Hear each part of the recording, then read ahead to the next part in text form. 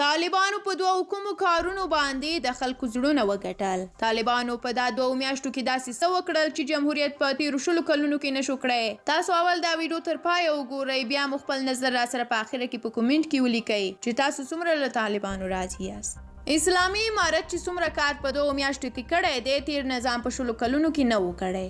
یعنی اداري فساد تقریبا صفر دی.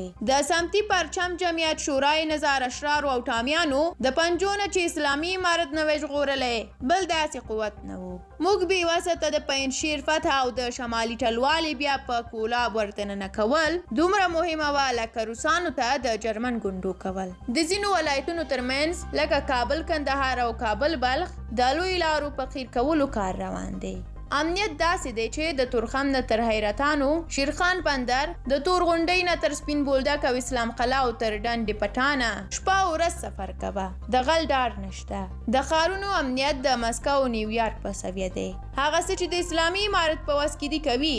اقتصادي مشکلات غربیانو او گاونډیو راپیښ کړي دي او د نجونو تعلیم مسله هم شمال کې حل ده. نورو ولایتونو کې هم خدای مهربانه دی. دا ځینې حیاتي او 2 میاشتې کې هغه لاسته راوړنې دي چې انکار ترې نه نشي کېدلی. د بل چا د وس کار هم نه و. انشاءالله هر څه به سم شي، خو که نړیوال مو پرېږدي او اسلامي امارت دا درکړي چې په یوازې ځان څه نشي کولی تر څو چې د ولس ملاتړ ونه لري. له تاسو هم ډیره مننه چې دا ویډیو مو تر پایه ولیده. د اسلامي امارت د دغه کارونو په اړه که تاسو هم څه نظر لرئ نو په کومنټ کې ولیکئ. بل دا چې د راتلونکو ویډیوګانو لپاره سول افغان یوټیوب چینل سبسکرایب هیر نه کړئ. تر بیا الله مو مل شه، ښه وخت ولرئ.